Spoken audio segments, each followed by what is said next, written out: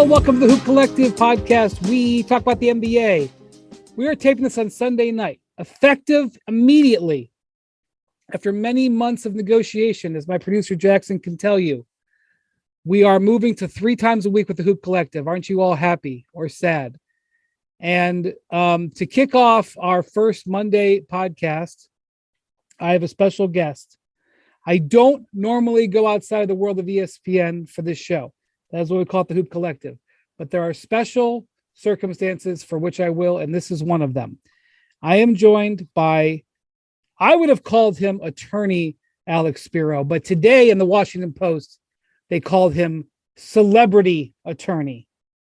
Alex, do you like being called celebrity attorney? I didn't like necessarily being called the LeBron reporter, the LeBron guy, because I felt like I did more than that. Do you like being called celebrity attorney? Definitely not. Yeah, I didn't think so. I if I were you, I wouldn't like it either. Where are you now, by the way? Are you allowed to say where you are, or is it a secret? Undisclosed location. That's why you see these, the white background. Right. We don't want to know what city that you're in. Okay, good. Bingo. Alex is an attorney. He has defended many high-profile clients, many NBA players, many figures in sports. I don't really feel like going over your whole resume here unless you want to.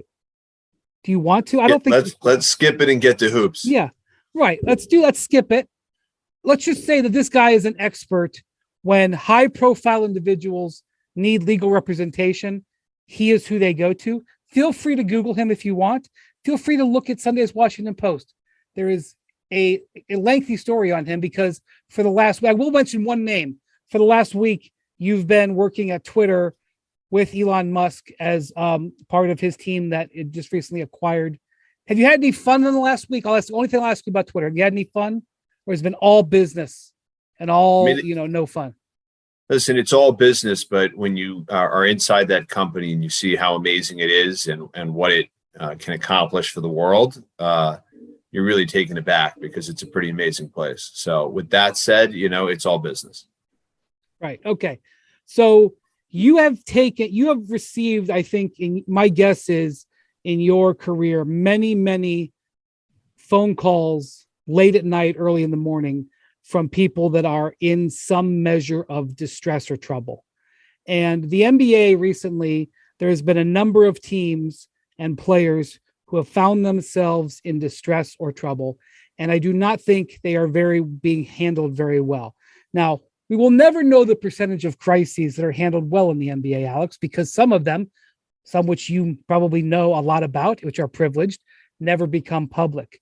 But the ones that have been coming public recently, I do not feel that they are being handled well. And even though I know you are very connected in the NBA and have very solid basketball knowledge, before we talk about other teams, I wanted to ask you, and what you're about to say is probably very valuable. I don't know what you charge per hour, but I'll bet it's a lot. My wife is an attorney. I have a general idea of what attorneys charge.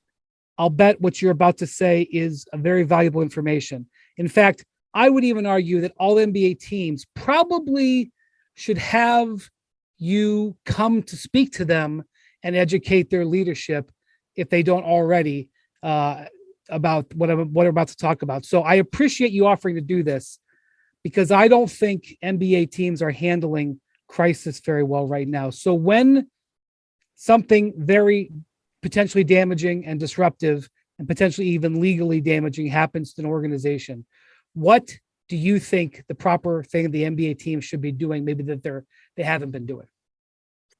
Well, I think that there are certain problems with it, and you have to look at different contours, right? You've got the psychology of the player, the inner circle that he, relies upon. You've got the team, the greater organization, the Players Association, the league, the media, law enforcement.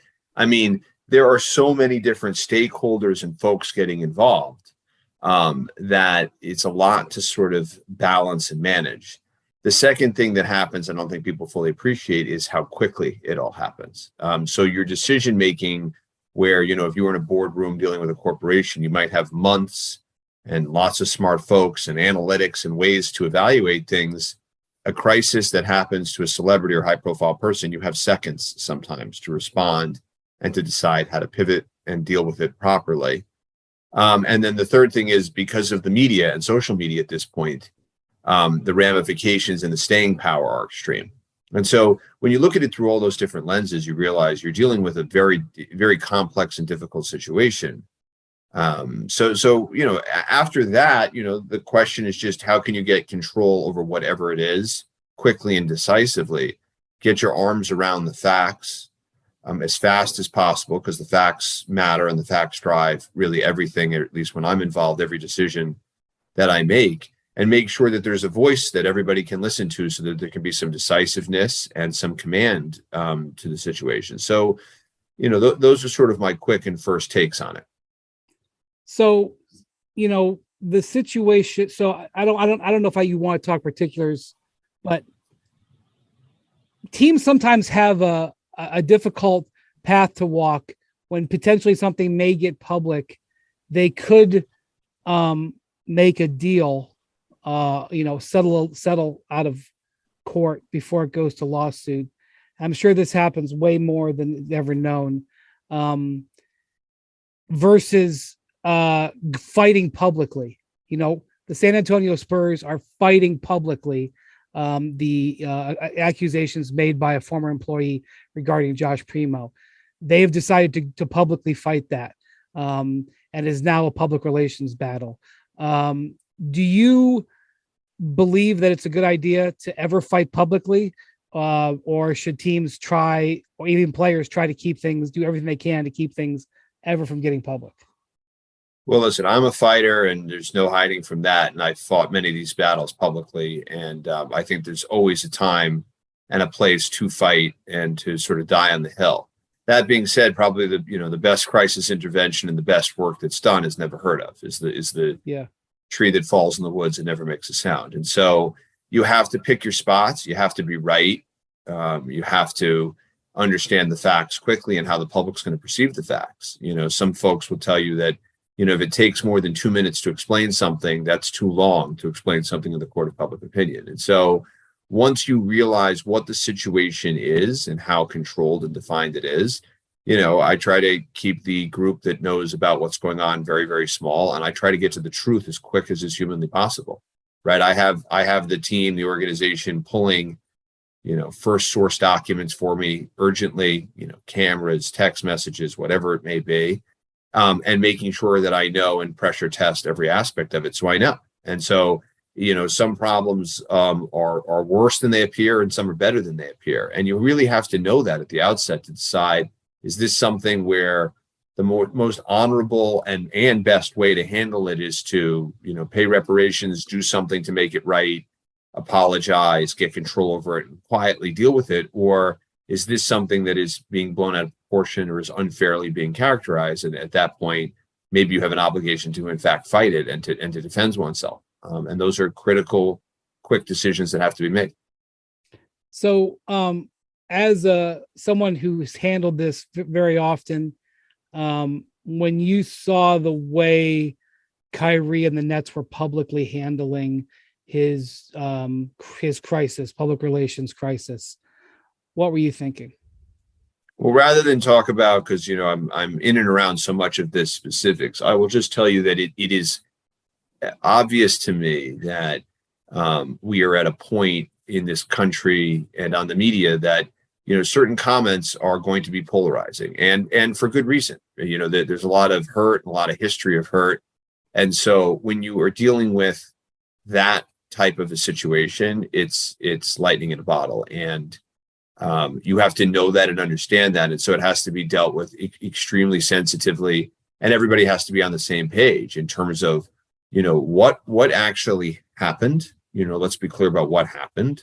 And what can we do? If people are hurt by comments and especially by stuff that's hateful or is perceived as hateful, then you've got to treat it far more sensitively. I mean, whether or not it was intended that way, said recklessly, negligently, or what have you, you just have to understand that you're dealing with generational levels of hurt. And so once you're in that zone, you're in a zone where, one has to be extremely apologetic, and one has to do their best to try to be apologetic and conciliatory to the community in which you've harmed. And so, in those circumstances, I think they're almost an outlier, and just in terms of how sensitive one must be to one's comments and how to deal with it after the fact. And why it's so important, I feel like, the way an organization presents itself publicly, and this has to be so buttoned up. And I feel like sometimes, I think there's an obligation to the fans to go into and have a press conference at times. But I don't feel like the press conferences sometimes are buttoned down. Like, I feel like sometimes they do more harm than good. And that's where I watch it and go like, boy, I know that a general manager of a team has got to worry about analytics and medical science and human resources and picking good basketball players and picking good coaches and managing the budget. I know that there's a lot on their plate already. And I know that there's got to be racial sensitivity training that has to be done. But media training, basic media training. But like, sometimes I'm wondering, like, did you guys talk this over? Did you guys have a plan? I don't know. I don't know if you get consulted for this often, but I've seen the way I've talked to you in informal settings where I'm reporting on what you're saying. I'm reporting on cases. I know how you handle it. I know that, you went to Harvard. Did they teach it at Harvard? Don't you think maybe some teams should really focus on this type of training for their guys too? Well, listen, I have gone in and spoke to teams before. No, they don't teach this at Harvard. And some of it takes some EQ and takes some understanding of what you don't know, not what you know, but what you don't know. And so, right. Just staying on the same example, I just think it's critical to acknowledge right at the outset that whatever was said, what was ever intended, if there are people that have been hurt by this, I haven't walked a mile in your shoes. I don't know what your grandparents went through. I don't know what it's like to live your life. But if this is hurting people profoundly, I need to acknowledge it and acknowledge that I may not even understand it, right? And I think doing that goes a long way to sort of telling people, whatever the pain is you're suffering, I'm not claiming to have ownership of it. I know that there's something wrong that needs to be remedied, and we're working on remedying it because it's bigger than me, and it's bigger than the comment itself. And these folks are role models. What they say is followed. Mandela used to say, that people aren't born with hate. People are not born with bigotry, right? They learn it. It's the only way. You're born with other traits or other impulses, but not hate. And so when you think about something like that is, a lightning rod, it just has to be dealt with in a completely different way. And I think people need to acknowledge it. A lot of times at these press conferences, there's a lot of corporate speak too, and a lot of, tightness that can look like insensitivity, frankly. And so, yeah. Those are some just reactions to that subject matter. I'm not basing this on any specific press conference. Right. I'm just saying that this is the world. Yeah.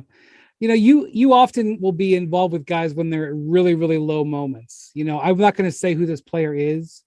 You represented a player a couple years ago that got into a legal entanglement, and long story short, you were able to resolve it favorably for the player. And that player subsequently went on and recently signed a very lucrative contract. And his career was in significant jeopardy when you helped him. And all these other, people can Google you and see the people that you've worked with. You've got a lot of W's in your resume. When you are dealing with a person or a player who's in a really vulnerable situation and a very vulnerable moment, how do you approach that? Yeah, you got to be there. People want to know that you're in the alley fighting for them, that you're hearing them and listening to them, but you're protecting them. And I think you got to remember and remind people that, people are worse off in that moment than they'll ever be, and that people are more than the worst thing they've ever done.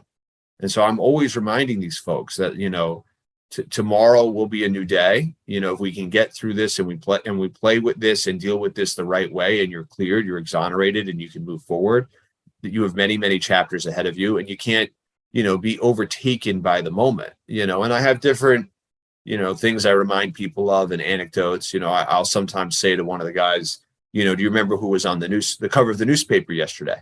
And they'll say, I have no idea. And I'll say, see, and that was yesterday. No one's going to remember. No one's going to remember that you were on page 11 30 days from now, let alone 90 days from now. If you get control over whatever this issue is, you handle it the right way and you move forward, and people will remember that growth and remember, the person that you are and that's the person you become. And I think things like that help these guys in those moments. All right. Well, let's talk about some of the fun stuff. Thank you for indulging me on that. You are from Boston. You don't live in Boston anymore, or you don't even really live in the Northeast anymore, I don't think. But you're a Celtics fan through and through. Live and die with them. But you're a realist. You're not, I have not found you in our discussions to be fan based. The Celtics, they don't have the best record in the Eastern Conference so far, but they look pretty good. And night in and night out, Jaylen Brown and Jason Tatum are absolutely slugging guys with a 1-2 punch, slugging them. And they have some issues around the edges of their roster. But considering how close they were last year, what are your emotions as you're watching the Celtics early this season? Yeah, I mean, I think Malcolm Brogdon is a huge addition. I think he's like almost the player you pictured them missing in the finals last year. But at the same time, what really where my mind is we need to get healthy, right? We're not going to go anywhere without our center, and he needs to come back. We need we need Time Lord. We need him to be at 100 or close to 100%, because you're going to have to go through Giannis, and Giannis is something that we've really never seen before. And I don't, love Al. It's sort of always out there. Like, even when you're doing really well, boy, Giannis is sort of in the back of your mind. Like, I'm an Ohio State fan.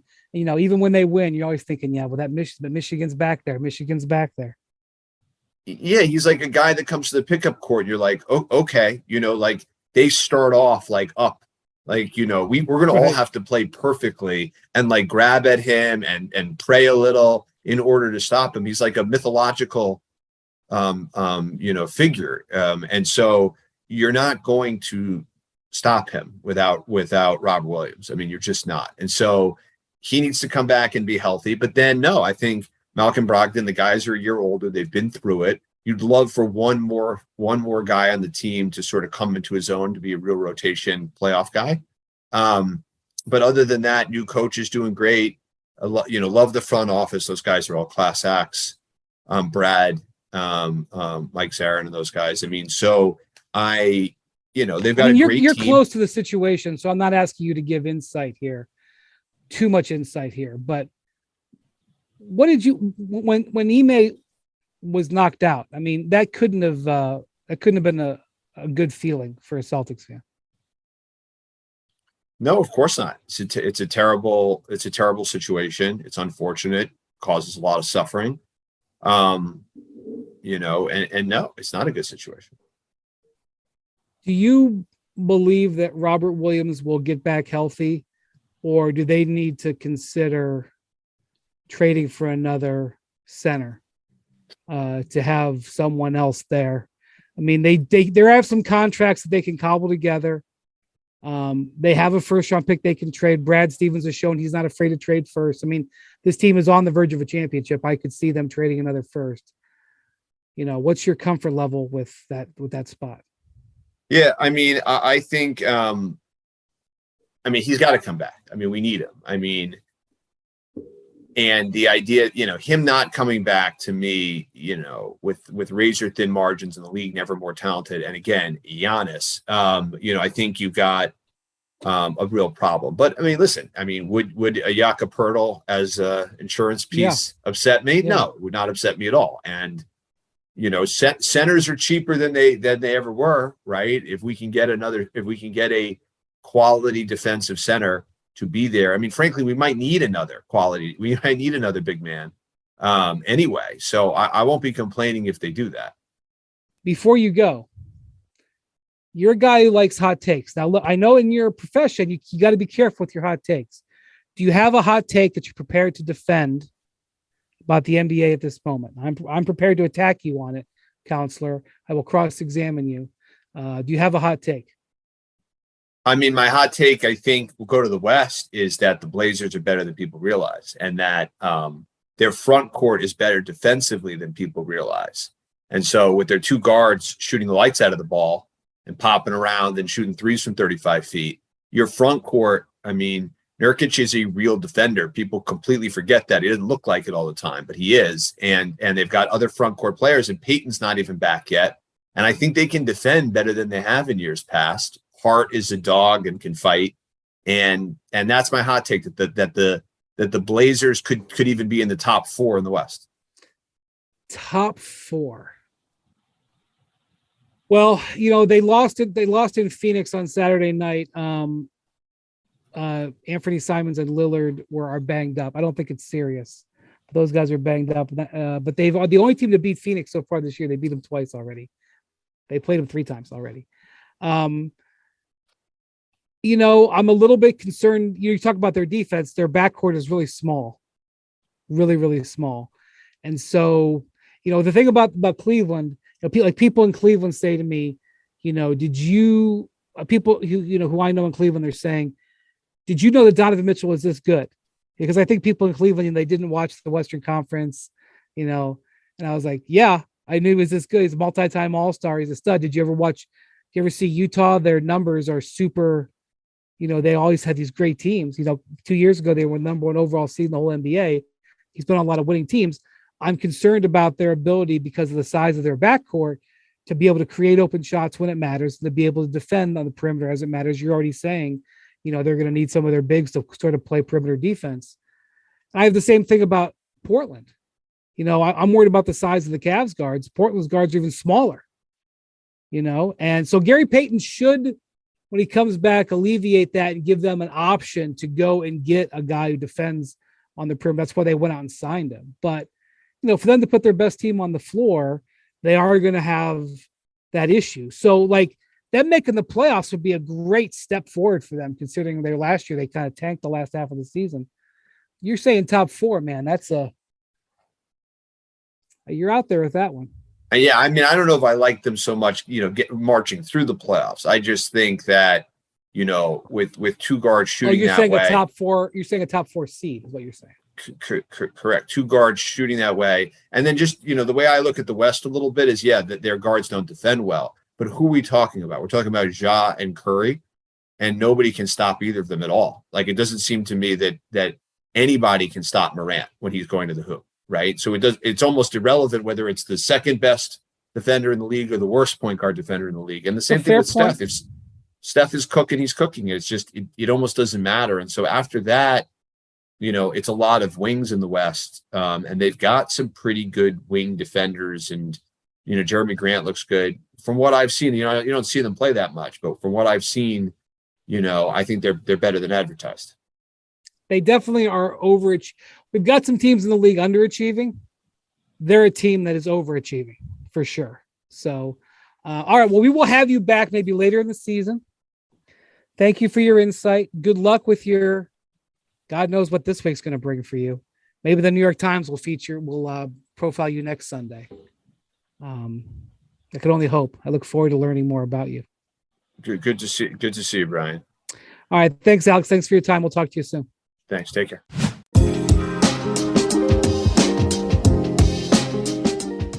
All right. Now we welcome in, I go from one expert to another, our front office insider, Bobby Marks. Good evening, Bobby. How are you? I'm good, Brian. How are you? I'm good. I really would like to talk about some things that are not Kyrie Irving, but we're going to take a more broad approach, I thought, with you. You worked in New York for over 20 years. You live in Florida now, but obviously still very much paying attention to it. And out of everything that's happened in the last couple of weeks, I had an interesting question that I thought you would have let's say the Nets and the Knicks both said to you, come work for us. Um, let's forget about ownership and all that stuff. Which team do you think right now is better positioned, the Nets or the Knicks? I think 6 months ago, a year ago, 2 years ago, 25 days ago would be interesting. But right now, the night of November 6th, who do you feel better about as an organization where they are, the Nets or the Knicks? Well, it's going to disappoint my friends that I still have in that Nets organization, but for me, it's the Knicks. I like the certain bet on things, although this team is 500 right now. I mean, Brian, if you would have told me that the Ben Simmons in Brooklyn is the Ben Simmons of 2 years ago, and the turmoil of Kevin Durant and Kyrie Irving, or everything, if these players were under contract, if Irving was under contract and there wasn't any issues, I would certainly say the Nets here. But the Knicks, where they are, I would take Jalen Brunson over Kyrie Irving any day of the week. It's certainly not, Irving's has more of the accolades, but I'm taking the guy that's in their contract for 4 more years and is the more consistent player. I don't know where the Nets are going with their head coaching search, and who knows, in a year from now, Tom Thibodeau could be out of a job. Who knows, right? But at least for now, I'm taking all their draft picks that they've hoarded and are not willing to give up right now. Yeah, I mean, I'm taking a little bit more of kind of the sure bet here, where the RJ Barretts, the Julius Randles, I know there's some unattractive pieces, Evan Fournier's contract here, but for me, the only really sure bet is Kevin Durant, and I don't know how long he's going to be in Brooklyn for. There's no guarantee there. So I want to, you mentioned the Knicks pick situation. I just want to go over it real quick. So the Knicks own all of their first round picks. And I think they owe a couple of second round picks. The next 2 years, I think they've traded their second round picks. So they don't have all their seconds, but they have all their firsts. Plus they have this year's pick from Dallas is top 10 protected. They own this year's pick from Detroit, top 18 protected. So that's not going to convey. And then it rolls back in protections for years, but they have a Detroit pick that they have to trade. They have a pick from the Wizards, which is top 14 protected this year, top 12 protected next year, top 10 protected in 25. It could come this year, but maybe next, maybe the year after. They have a couple of second round draft picks. Well, here, I'll just go to 2025. They've got a 2025 first from Milwaukee. So that's 4 extra first round picks in addition to the 7 that they have, for 11 total. And now that I'm looking at it, they have 1, 2, 3, 4, 5 incoming second round picks. So their 2 picks are going, but they have 5 more. So they have plus 3 second round picks. So an outrageous number of picks. Brooklyn don't control their draft for the next 5 years. 3 picks, I think, and 2 swaps. Bobby, is that right? Yeah, they have the swap this year with Houston, 2 unprotected, 2 swaps.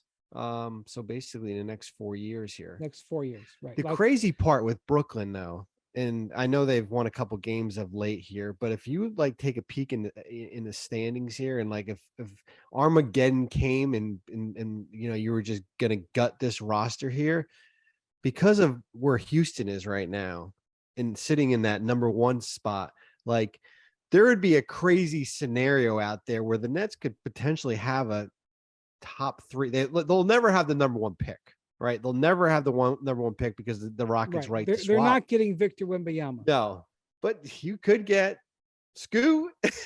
Number two, if all hell broke loose. Yeah. So you mentioned this in passing on Zach Lowe's podcast the other day, and I don't like the whole going back and forth on podcasts, but you mentioned it, and I thought it was interesting. So the premise that you're bringing up here, before we talk about the more relative situation, is that you've heard the term "go big or go home." This would be sort of the inverse of that. It would be like go home, because like, it would be basically like, if you're going to really pivot and salvage this situation, you would have to do it immediately. And you would have to say, okay, since Houston's pick, that you don't know what Houston would be next year. You don't know what Houston would be in 2 years. So there's ever going to be an advantageous time in the next really 3 or 4 years to swap with Houston, or sort of take the fangs out of Houston's swap rights. It would potentially be this year. Not only because the Rockets aren't very good, but also because they're not incentivized to get any better, because they want their own pick to have the best chance to get number one as possible. So you're saying in that regard, I mean, first off, we know that Ben Simmons is coming off a serious back injury, doesn't look good, and now he's got a knee issue. We know that Kyrie Irving at the moment has been sent home. We know that Joe Harris has lingering issues with his surgery. We know that Seth Curry is having issues coming off his surgery. They currently do not have a full-time head coach. They have an interim head coach. Ime Udoka has not been named head coach. Draw your own conclusions from Ime Udoka not having been named head coach yet. We'll see what happens there. The concept you're saying, and this sounds like something that if you were still on staff there, you might be bringing up, is maybe the move here is see what the market is for Kevin Durant, trade Kevin Durant at his max value here, and play the heck out of Cam Thomas, and just try to go ahead and give yourself a guaranteed lottery pick this year. Yeah, I mean, because this is the year. It's not going to be next year, because next year the Rockets own your pick outright. So if this was a year to do it, this would be it. Now, on the other end, and we've talked about this at length, this Brooklyn front office has invested a lot, right? With the Harden trade and all the picks they owe. And, so if they're willing to take an approach like they did when they took over in 2016, when they didn't have anything invested in the Boston trade that, part of that front office made, this is direction. However, things are a lot different than 2016. Their fingerprints are all over the Harden trade of 2021. Their fingerprints are on Irving, on Durant, on Ben Simmons here. So it's a lot different than it was, 5 or 6 years ago. But if there was ever an opportunity, this would be the year. They're also $290 million deep on their payroll when you include their tax. And that's what Sean Marks, I've talked about it before. Like, part of the reason they're trying to keep this together is because of that, because of the huge investment. And it's so hard to walk away from it. But if it walks away from you, when you're in a bad deal, you got to get out of it. And I'm not saying this is a decision they'd have to make like in the next few days, but it would have to be a decision to be made in the next few weeks. Wouldn't you think, Bobby? Yeah. I mean, we all do it in 20-game intervals. There'll be a point when, certainly when we're getting closer to December 15th, when most players will be able to be traded, that they're going to see where they are in the standings, right? As of, Sunday night, they're 4-6. And they've got certainly Dallas coming up. They've got the Knicks. They're going to go out west here. They competed in the 2 wins against Washington and Charlotte. I mean, I'll give them credit. They fought. Probably more fight in that Charlotte game than I've seen in a long time as far as coming back there. But the reality is that they're nowhere near Milwaukee, They're nowhere near where Cleveland is. Could they eventually get there? I mean, there's so many what ifs, right? I mean, I feel like we've been dealing with what ifs with Brooklyn forever. Right. Well, they only know the stat. I mean, they also have the medical reports. They know the stats of what their injured players are looking at. And you've got a real problem with Kyrie Irving. I don't know if he's going to satisfy whatever plan that they've set forward for him to come back. I don't know where Ben Simmons is going to be with this knee injury, with this recovering back injury. They have kind of that knowledge. And, the thing about it is that Durant, he's having a really good year. He's playing really well. I think they wouldn't be able to get anywhere near the value they were hoping to get last summer, but his value would still be extremely high. You could still do extremely well. Multiple unprotected first round picks, right? Don't you think? A young player or two. And if you traded him for expiring salary relief off of that contract, like they could still. He's not the same value as he was in the summer, but there was no real bidders there. I don't think he's a distressed asset at this point, Bobby. I don't know if you agree. No, I agree. I mean, I don't think. I mean, he's still a top, still a top 5 player, and he's got less than 4 years left on his contract with no options. And he hasn't been on the shelf yet. I mean, that's the other thing. There will probably be a point somewhere. I mean, the track record is there that he'll miss a chunk of games here. So I think the value of him is probably not where it was this summer. There's not going to be that home run package out there. If you're Brooklyn, and things go south this year, do you just look at next offseason and kind of, wait, kind of go back in a holding pattern and instead of rushing to do something now? All right, well, let's take a step back and compare them to the Knicks. So the Knicks, I think they're a team, they play hard, as all Tibbs teams do. They are going to be tough to beat at home. I think they're going to win a lot of games in the Garden this year. They're going to be too good probably to really have any, even if they miss the playoffs, which right now, they'd probably they're looking at a play-in opportunity. They don't have great odds on one of the top 3 or 4 picks. They could get lucky. They also have 3 players who are signed to $100 million contracts who are not really all-star players, in Julius Randle, RJ Barrett, and Jalen Brunson. Now, maybe Brunson breaks through and is an all-star player, but as good as you like him, is he a top 4 point guard in the East? Probably not. Right. Probably not. Is he top? I mean, when you think about the talent in the East, I mean, even like Cade Cunningham, who's coming up, Trae Young, Fred VanVleet was an all-star last year. Is he better than Fred VanVleet? Darius Garland, Drew Holiday. I mean, he's a $100 million player. He's not a $190 million player. He's a $100 million player. But the Knicks have a lot of money tied up in players who are sub all-star level.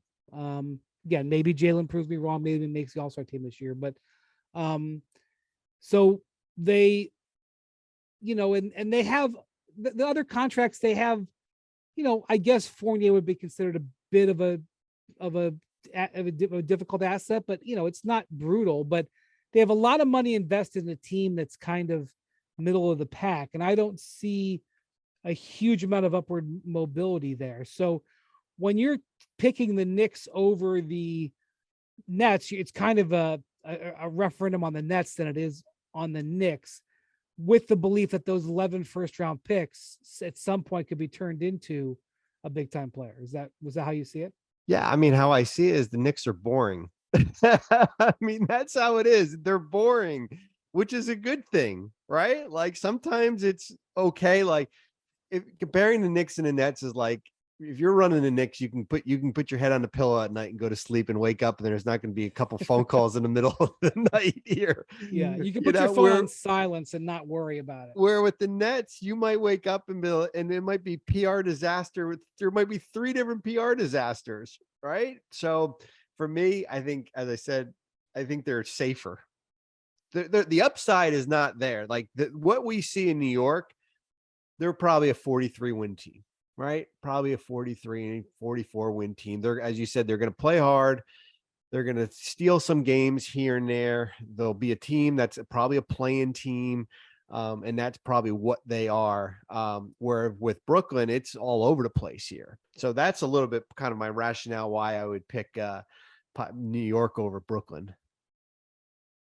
Yeah. So the other thing is, in a way, by acquiring all these picks, they've put themselves in a bit of an interesting spot. So now they're like the people that go into the jewelry store or whatever, make whatever analogy you want to make, and everybody can see the wad of cash they got.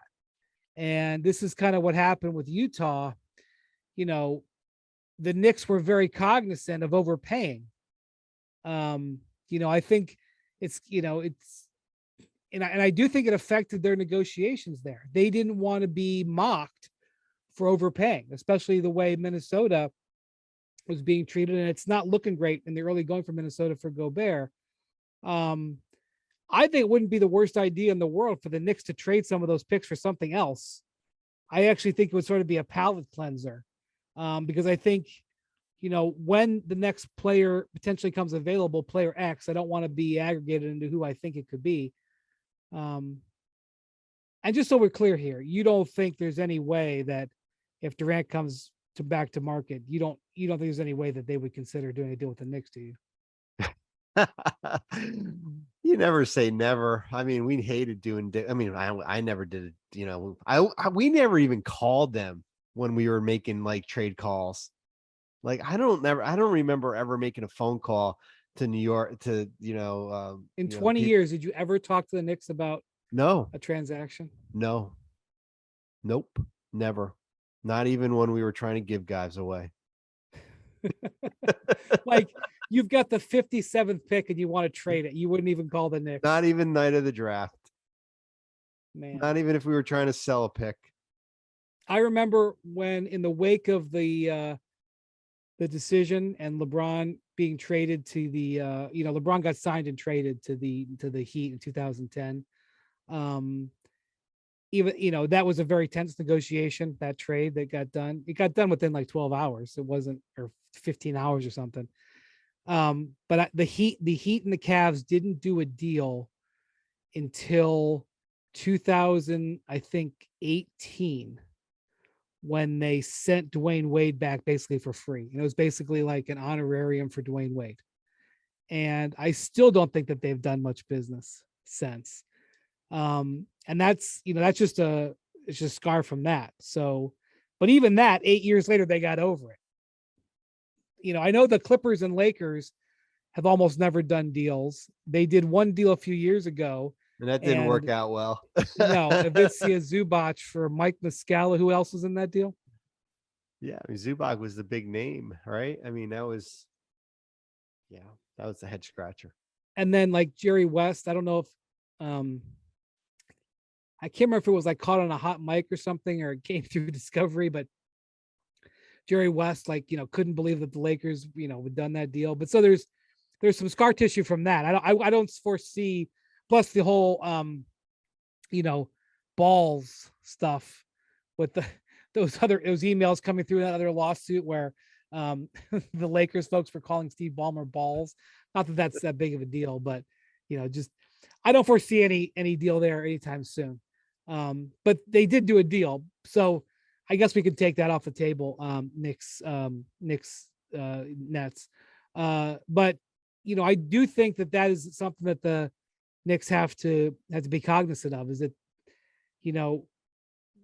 being too cautious. So many of those picks, as I read through them, you have no idea when you're going to get them. Maybe get them in 2023, maybe get them in 2026. And in a way, that's valuable because you can just roll them over. But in another way, when you're negotiating with those and a team's starting to rebuild, I don't know if they don't want that uncertainty. I'm not so sure, especially when you've got, 7 other Knicks picks to choose from. So they have an embarrassment of riches, but I don't know if they're going to be able to spend all of that currency, Bobby. Well, I mean, draft picks are like the stock market, right? It's like owning a stock. I mean, that Detroit pick and the Washington pick, that might be a year from now, might be, instead of 50 cents on the dollar, might be 25 cents on the dollar. I mean, Right. that's the reality of it. The Dallas pick, which is top 10 protected this year, probably comes to fruition. Where is that going to be, in the 20s, maybe late teens, 20s? Who knows where Milwaukee is. Those Giannis will still be there, right? A few years from now. Who knows where Chris Middleton is? But yeah, I mean, the value of their picks is their own picks. I mean, that's the reality of it, because they're still technically unprotected here. Right. Yeah. So, and let's say there's a status quo. Let's say that they bring Kyrie Irving back and Durant avoids major injury, maybe almost a few games. I don't know what you're going to get from Ben Simmons. From a roster standpoint, it's not comparable, which is why this is a bit of a controversial thing. But a year from now, you don't know, Kyrie may be gone. You don't know where Ben Simmons is going to be at physically or mentally. Maybe the Knicks players have gotten better. Like, you participate in the future power rankings with Kevin Pelton, if I'm not mistaken. Forget the trauma that's going on with the Nets right now. Even though you don't look at the Knicks and say, oh my gosh, that's a future championship roster. Their roster stability versus the Nets has some advantages there too. Or am I way off? No, you're right on. I mean, the Brooklyn next year, I mean, what's going to be left if you make the argument that Kyrie Irving is not part of your future, right? What's left? I think that's a fair assessment to make, that he's not a part of their future right now. Yeah. What's left is Kevin Durant, who's already asked for a trade, and a bunch of,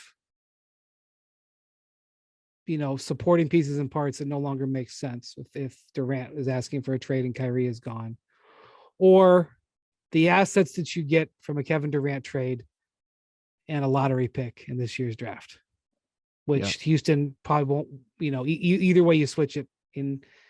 And the more you talk about it, the more you start to scratch your chin about it. And you know what? Sean Marks excelled when he was building a team from nothing into something. When he had a team that was something, that's where he has struggled. So I wonder if you gave him truth serum, which one he'd rather have. All right, Bobby. Thank you. You've been a very good contributor to the Hoop Collective column, which is running every Tuesday on ESPN.com. Bobby will have another piece in this week's edition. Thank you to Alex Spiro, who joined us earlier. Thank you to Jackson, our producer. Thank you to all of you guys. We'll be back with you on Wednesday for the second edition of Hoop Collective this week. Everybody have a good week.